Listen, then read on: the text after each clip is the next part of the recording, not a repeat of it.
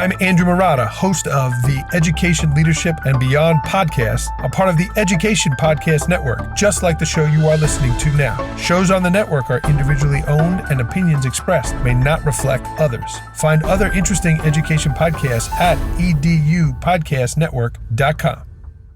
Hello, Empowered Principals. Welcome to episode 395.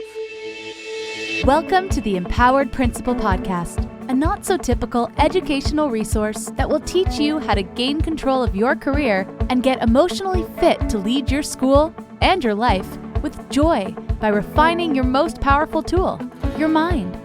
Here's your host, Certified Life Coach, Angela Kelly. Well, hello, my Empowered Principals. Happy Tuesday. Welcome to the podcast. 395 episodes. What is happening? Oh my goodness. I cannot believe we're 5 episodes away from 400 weeks. 400 weeks of podcasting, 400 episodes of content, of empowerment, of inspiration, of leadership skills. It's such an amazing feat. I am so proud of this podcast. I'm so proud of each and every one of you. It is such an honor to create this podcast for you and to hear your stories and work with you and to be a part of something so much bigger in the sense of we are in a moment of opportunity. Our schools, the way they have been constructed, set up, designed, is actually open for inquiry, for questioning, for examining, for reconsideration.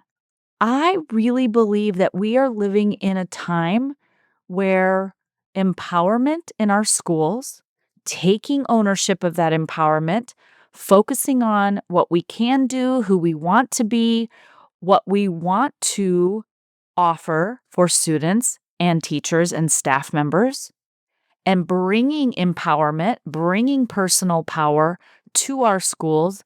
I feel like there's never been a better time to open the doors of these conversations. And I will admit, I'm the first to admit this, it is scary to talk about what our schools are offering currently, what's working, what's not working, and what we need to do differently. It's scary to speak up and speak out in reflecting on what our schools are doing that are successful and taking that and then looking at areas where we aren't as successful and getting very honest about that, being open to the truth of that, looking at the ways in which the system has marginalized, minimized, oppressed, or tried to create conformity rather than individuality. It is scary to talk about these things. And if we don't want to continue feeling discouraged, feeling disappointed, feeling defeated, chasing our tail, where we are trying to accomplish a goal that feels as though the finish line is constantly moving and we're chasing the end of the rainbow, exhausted from the chase, running a race with no finish line, there are 2 options. We can keep playing that same game and live a life where we are just chasing the carrot. I think there's a book out there called Who Moved My Cheese or something like that, where the goal keeps moving and adjusting. The test keeps changing. The scores, the requirements, the standards, the expectations, everything keeps moving and changing. Why? It keeps all of us educators in this loop. So as you're entering into the new school year, this is the perfect opportunity to join EPC, because in EPC, it is a safe place. It's a confidential place where we can expand the conversations around education and expand what we are talking about. not just keeping in the box of this is how we've always done it, or this is what we're told we have to do, or this is the test, or these are the curriculums, or these are the standards. Pushing the limits, if only in conversation, to simply expand our minds as leaders. If we are truly to be leaders, there are people waiting to be led. That's why we're spinning in the same statistics over and over again, with the same kids having to go to intervention year after year after year, the same kids meeting grade level, not meeting grade level, working above grade level.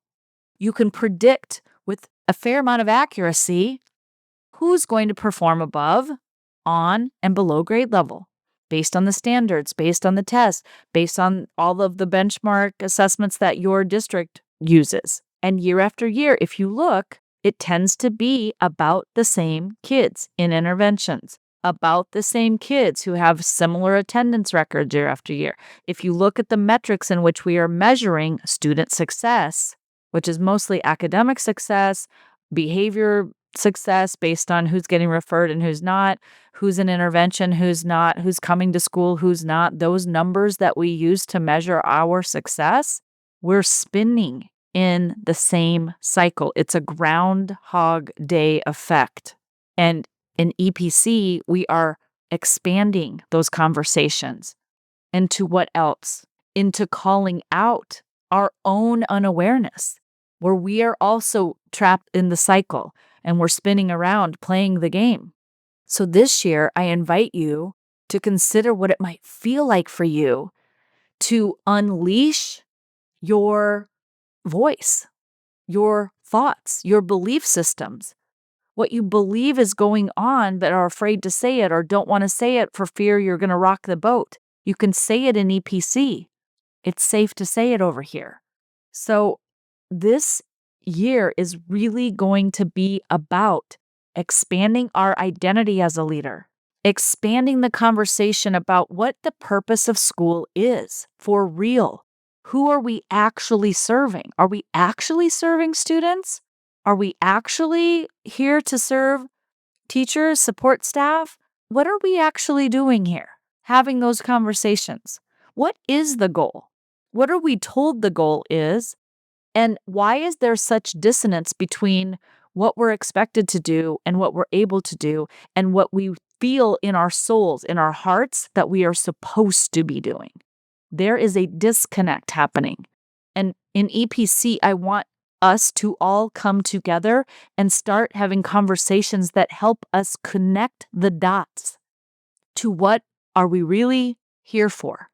Who are we here to serve?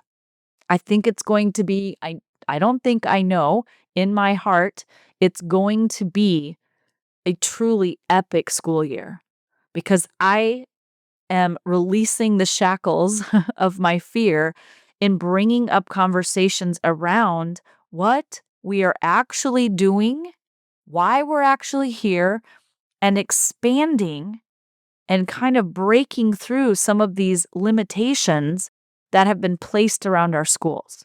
So if you feel that dissonance within you, I invite you to join EPC. It's the perfect time. We're starting up in August. In order for us to create different results, better results, we have to think differently. We have to act differently. We have to feel differently. Our identities need to evolve. We need to expand. We need to develop in a different way. And that's why I created EPC.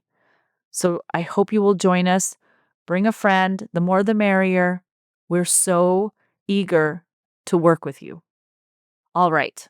That was a very long intro to a very short podcast on outcome-based vision and planning.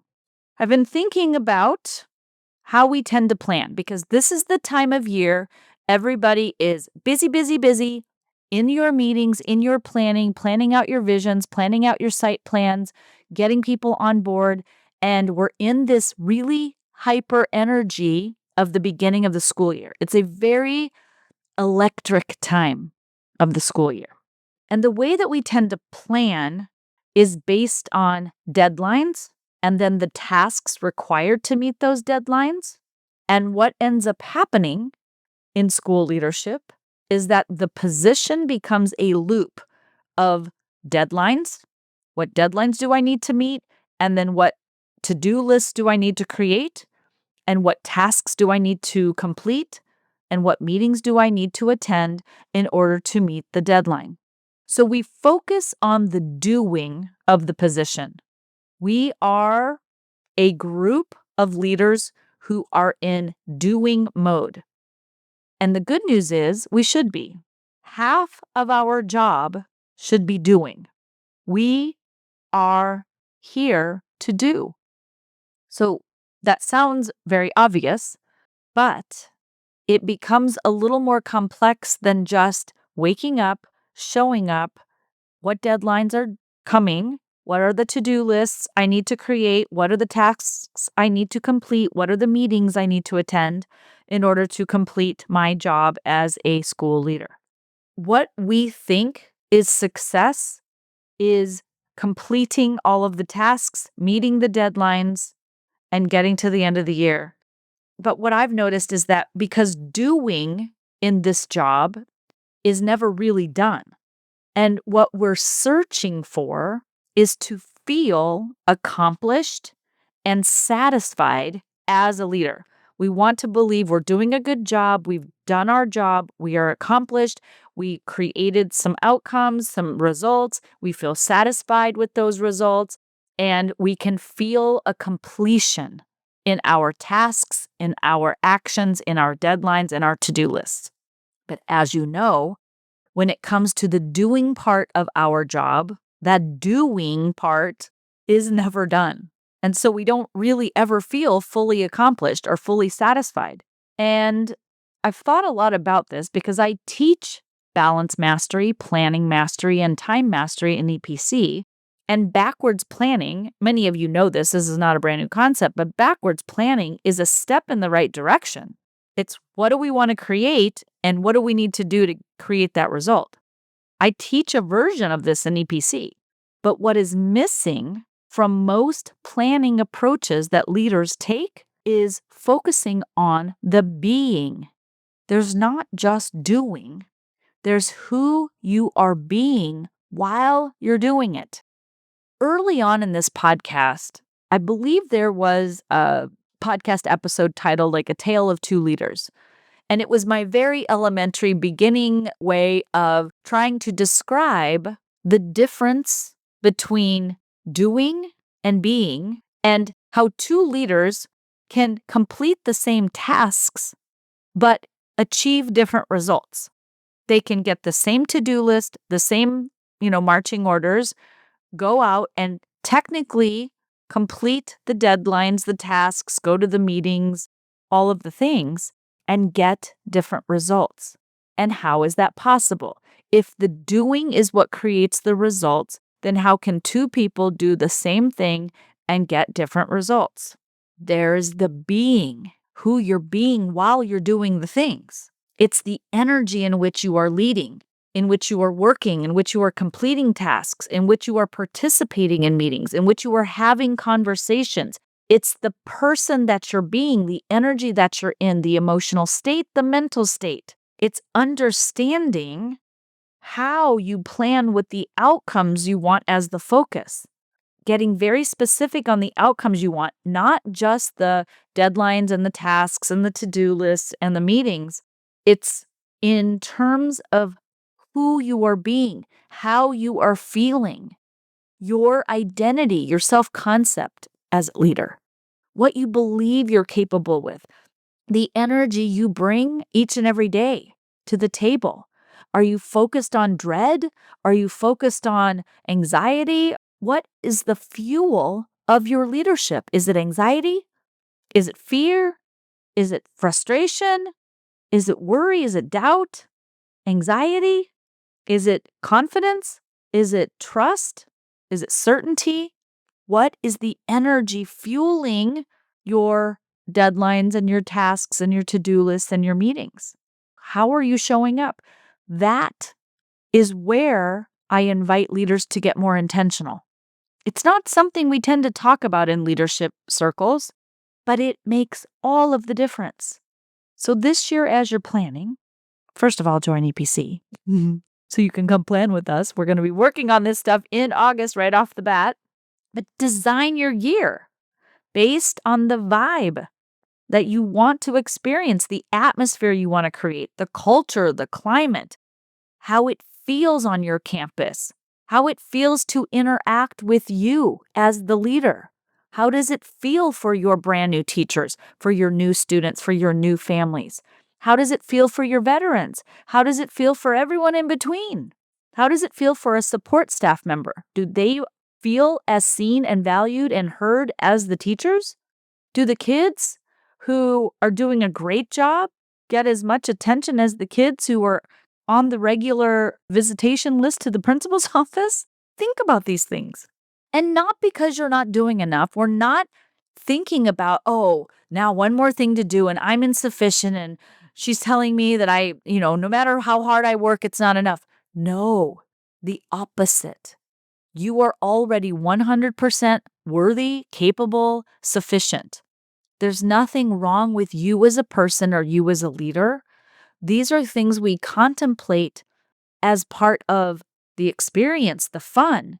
We're already going to be doing all of the things. It's not a lack of doing. It's a lack of awareness around who I'm being when I'm doing the things. So observe, witness, explore, invite yourself into contemplation on who am I being as a leader this year? Who do I want to be as a leader this year? Who do I want to be when I'm conducting teacher observations, when I'm holding conversations, when I'm sitting in IEP meetings, when I'm at district leadership meetings? Who am I in those meetings?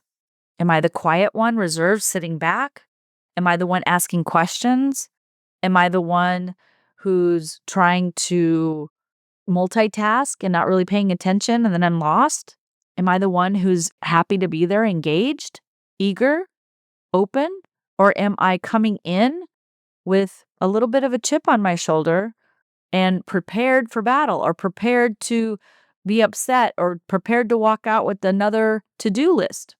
And if I do get another to-do list and the priorities change and the tasks get added to my plate, who am I being in that moment? How am I receiving this conversation or these, marching orders from your bosses, your superintendents out there? Things to think about, things to contemplate. These are things you can think about driving to and from work. Who do I want to be today? What's my intention? What's my intention for the year? And then am I aligning myself to that version of me that I want to be? Outcome-based results, outcome-based planning. It's the outcome of who we're being as leaders. Teachers want leaders. They want somebody who's developing themselves as a leader. Leaders go first, and leaders are tested. Leaders are tried. There is never a time when our skill set, our mindset, our bandwidth emotionally isn't being exercised, isn't being conditioned, isn't being tested to strengthen and expand and grow. So we are in for a magnificent, extraordinary year, and we know there will be challenges, obstacles, frustrations, limitations. It's our job not to worry about them or feel defeated by them. Our job is to invite them in and explore them. This challenge is here for us to overcome to create the outcome we want. Who do we have to be to create this outcome?